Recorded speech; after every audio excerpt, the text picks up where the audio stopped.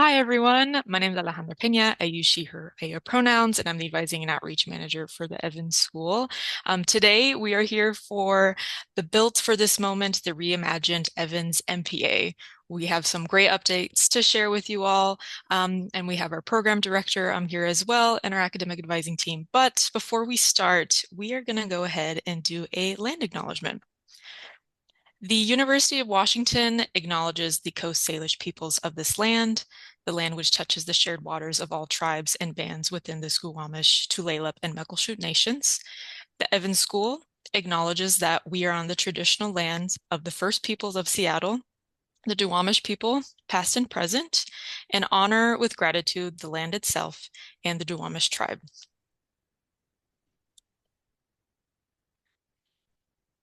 We're going to start with our other fantastic folks here today, and I'll hand it over to Dr. Karin Martin. Hi, everybody. I am Karin Martin. I am the program director of the MPA program and an associate professor here at Evans. Hi, everyone. My name is Bianca Salazar. I am the academic advisor at the Evans School. A little bit more about this later, but I'll be the one to come to with questions about registration, courses, academic planning, and things like that. We are so grateful for you both for joining us today. But today's not about us, it's about you all and celebration in your congratulation and admittance to the Evans School. So just taking a moment to acknowledge and celebrate you all. But we do have some great information to kind of get started here today. And I'll take it on over to Karin.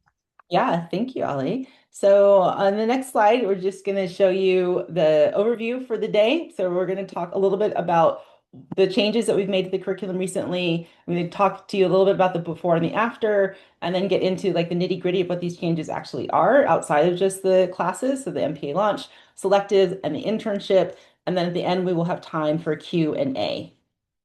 So to get started, the main motivations for change were our students. So our students, we listen to our students, we love our students. We're constantly evolving the program and taking seriously what we are hearing from students. And so we got a lot of feedback on all of our classes and how we structure things, and flexibility kept coming up as one of the things that students really wanted more of. And you'll see exactly how we put that into action. But just know that the purpose of this curriculum change was based on student feedback, what we were hearing from them, and the main goal is to increase flexibility in how people make their way through the program. So what that looks like in terms of classes, so the before and the after. So in year one, this is what it would be if you had entered last year. So currently, so you're also going to be the first new people who get to do this. Congratulations on that. So the first year currently would look like this. So you would take a management class, managing politics and policy process, Econ 1, budgeting and finance, very popular class. And then winter quarter, another management class, Econ 2, our quantitative analysis class, the first part of that. And then in spring, you would wrap up with policy analysis, program evaluation, and the second part of quant. So that was the year one before. And so the year one now looks like this. And so you can see the side-by-side comparison. So the things in purple are the key changes. So the main change in autumn is that we now have MPA launch, which I will talk about in more detail in a moment. And we've added this class, Introduction to Data for Public Policy Management. Each of those is 2 credits. So to get you to the full credit package for autumn, then you would take a management class, which has been tweaked a little bit, and you would still take budgeting and finance in autumn. So there's a bigger change in autumn. In winter, you can see there you're still taking a kind of data analysis class. That's the applied statistics class. You're just taking Econ 1 has now been shifted out of autumn into winter. And then we'll talk about what selectives are. So you will have a choice of a type of management class you want to take in winter. And then in spring, you're still taking policy analysis. This is where you follow up the second part of econ. And then you have another place where you can decide what class you want to take. So the big changes for year one are the addition of the launch. We're going to get some more and more rigorous grounding into data for public policy and management, and then shifting when you take econ, and then opening up flexibility as soon as winter quarter. So there's really only 1 quarter as opposed to 3 where everybody's taking the same thing at the same time. So that's year one. And then year two, the before version of year two was basically you had to take this values ethics equity elective, lots of other electives, and you did your capstone in winter and spring. So the year two new version, the that was before, so this is the new version coming up any second, is there's no longer a requirement that you take this value selective, and that is because the curriculum as a whole, we've really incorporated those concern with values, ethics, and equity throughout the entire curriculum. And so it doesn't make as much sense to have a standalone version of that all by itself. And so all of those classes are still available. All the classes that would meet that are going to still be available, but it's not a requirement that you document that you took that class because it's suffused within the whole curriculum, which means that you have even more flexibility. So as opposed to having to take a certain kind of class in autumn, you can take an elective or a selective, and that is true in both autumn and winter. And you're still doing the capstone in winter and spring. So the first year is where there's a lot more substantive changes, and then there's a slight change in year two. And then putting that all together so you can see the whole package together, this is what you would be entering into. So this is what your class schedule would look like. The launch, the 2 credit class. Oh, I should say about the hybrid in parentheses. So we've structured that class so that it's probably going to function that everybody is in person for the first class meeting, and then it's a self-directed online set of courses that you take, modules that you take on Canvas or online learning. And then you meet again at the end of the quarter, perhaps for like a group project presentation. So that's why that is hybrid, is that most of that class meeting is not going to be in person, which also kind of gives you flexibility just in your life. So that's that. And then, yeah, that's the whole thing put together. So start thinking about questions. I'm going to keep moving through, but then jot down any questions and we can come back at the end to answer all of those. So that was for full-time students who are planning to complete this degree in 2 consecutive academic years. If you're joining us as a part-time student or somebody who's planning, or a joint degree student, you're planning to do this on a 3-year plan, these are the new version for you laid out across those 3 years. So you still have the same MPA launch. Everybody still needs to do that. You still take the hybrid data class, and then you have the option for selectives and electives throughout your second and third year. And they're still having the shift in econ and when you take econ. So basically the same, but gives you a little bit more flexibility and the slower pace to move through the curriculum. So I think now we get to talk about uh, launch. I love the launch. I co-created the launch with another professor, Ben Brunges, this past year. We rolled it out for the first time, hoping it would go well, and students really, really got a lot out of it and strongly encouraged us to do it again. So we are going to do it again because, as I mentioned before, we're all about student feedback. So the MPA launch is this kind of intensive togetherness for 3 to 4 to 5 days, depending on how much of this is going to be orientation versus launch, before the first week of class. So you come to Evans, you come to UW, you're going to be spending time together with your cohort for the first set of days together. During the MPA launch, we're going to be doing a lot of fun things, but the academic things we're going to be doing are to give everybody a really solid foundation so we're all on the same page about some things that we think are the cornerstones of understanding public policy. So making sure everybody's very clear on like what we mean when we say public service, what is a public organization, that everybody understands American democracy, which may be review for some people. Administrative law turns out to be very critical to public policy. So we have a law professor, somebody who has a law degree who's on faculty who teaches that. We go into ways of knowing and ethics in public policy, and then some more on numbers and analysis in public policy. And again, the idea is that we want everybody to have this foundational knowledge before you start your core classes. So as opposed to trying to start a management class or start an econ class and not be clear on how some of these foundational components of public policy fit together, we'll all be starting from the same page. That's the idea of the launch. We also do a lot of work to connect what we do in launch to the overall program goals in the MPA. So we have core faculty come in, you'll meet with current students. So there's a lot of other things that are non-academic that happen during lunch. It's actually quite fun. But I just wanted to emphasize for you the academic parts that happen. And this is credit bearing. So you get 2 credits kind of taken care of in your first week of school. Congratulations. It's going to be graded on a credit, no credit basis. You'll find out more the mysterious ways in which that's going to work for launch when you get here. But just know that the idea is you're being set up for success. You should very easily be able to achieve these 2 credits if you're able to be there and you participate. That's basically it. Yeah, so that's the launch. Next is this idea of selectives. So selective, I'm sure you've heard the term elective versus a core class. Like an elective is something that you get to choose what you take. So a selective is like a restrictive elective, meaning that as opposed to you take anything, we're saying that you take one of 3 to 4 to 5 classes.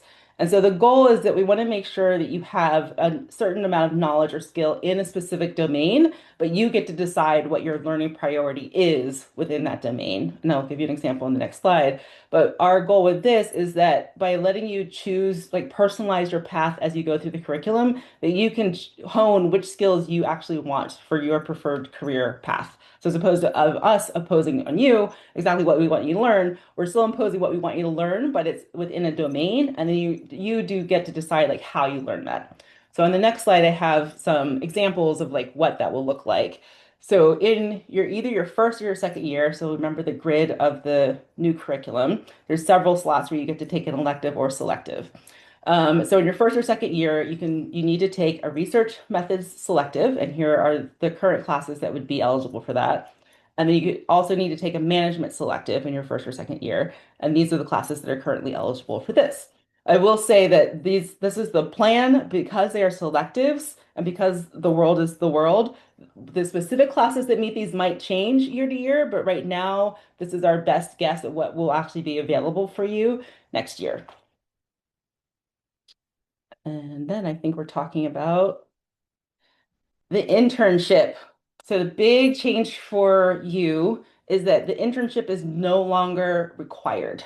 It is now optional. However, it is still very strongly recommended, especially for students who don't have a lot of work experience.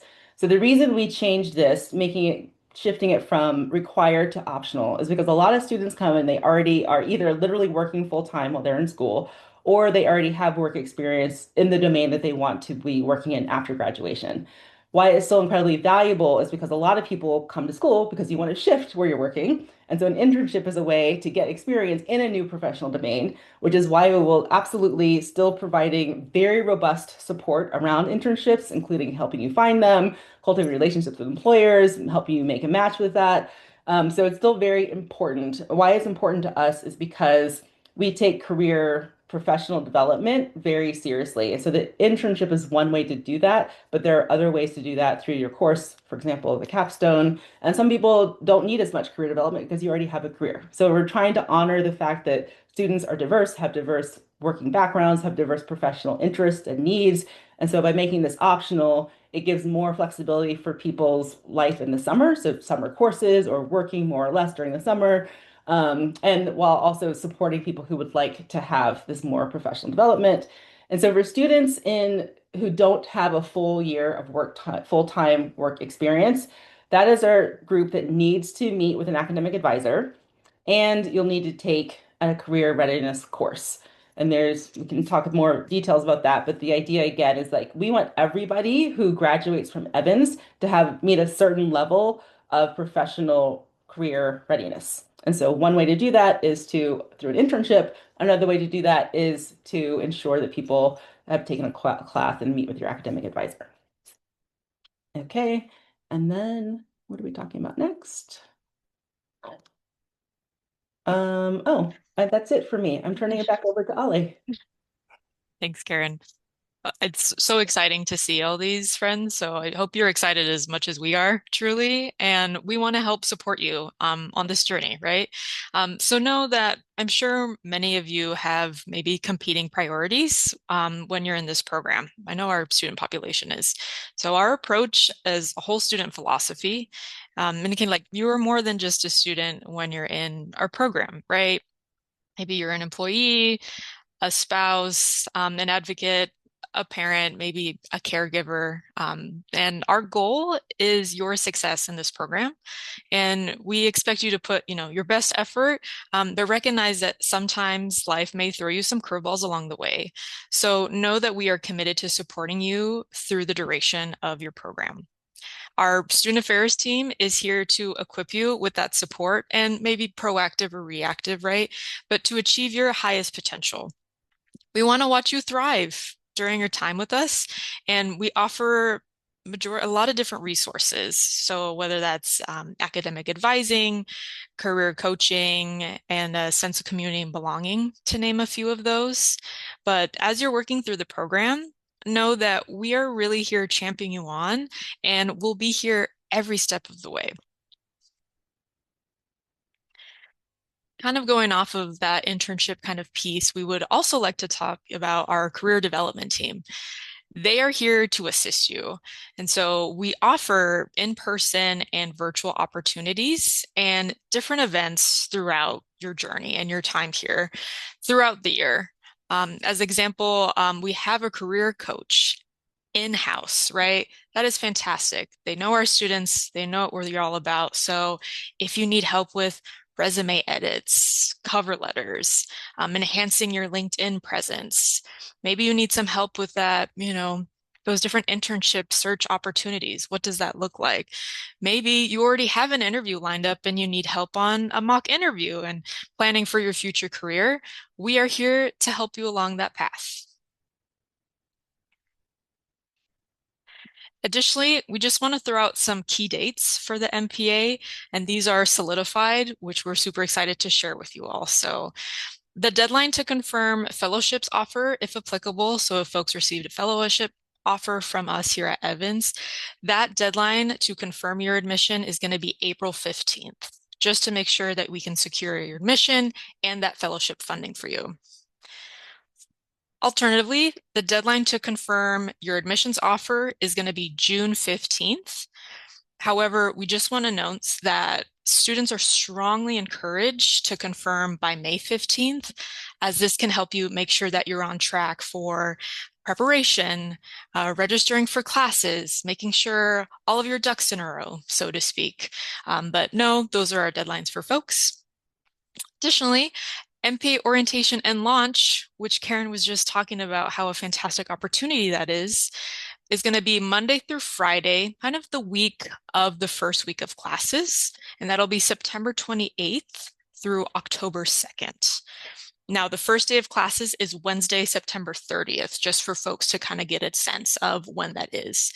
And please know that more specifics to come on like timing, location, check-in, things like that, absolutely. Those specifics are actually going to come out just later this spring. So just keep an eye out there for communication from us. With that being said, I know we talked about a lot of new updates in the program. This is now the time for our live Q&A feature for our program director, our academic advisor, and myself. And please feel free to use the Q&A feature as well as the chat if that's easier for you. I know for some folks, we might be on mobile devices or laptops or desktop computers. And please know that we will pause the recording for the Q&A just to make sure folks feel comfortable and confident in those spaces, because we want to make sure that we're promoting a safe and brave space. Play, record. Okay, great. Yeah, of course. Thank you so much for joining us. As more questions come up, please let us know. That's exactly why we're here. As a shellfish, as a selfish plug, wow, let's cut that out of the recording, editing me. Thank you. For for later, if students are interested in our Evans Ambassador student panel that we hosted a couple weeks back, I did plug that in the chat. Highly recommend. It's 4 of our fantastic student ambassadors answering your questions. So even if you were there and want a refresher or weren't able to make it, please highly encourage that. But reach out to us. That's exactly why we're here. And ultimately, thank you so much for joining us. Please share a warm round of applause for Dr. Karin Martin and Ms. Bianca Salazar for joining us today and spending our afternoon with us. And we really hope to see you soon and help to answer any of your questions that you may have. And congratulations once again on your admission to Evans.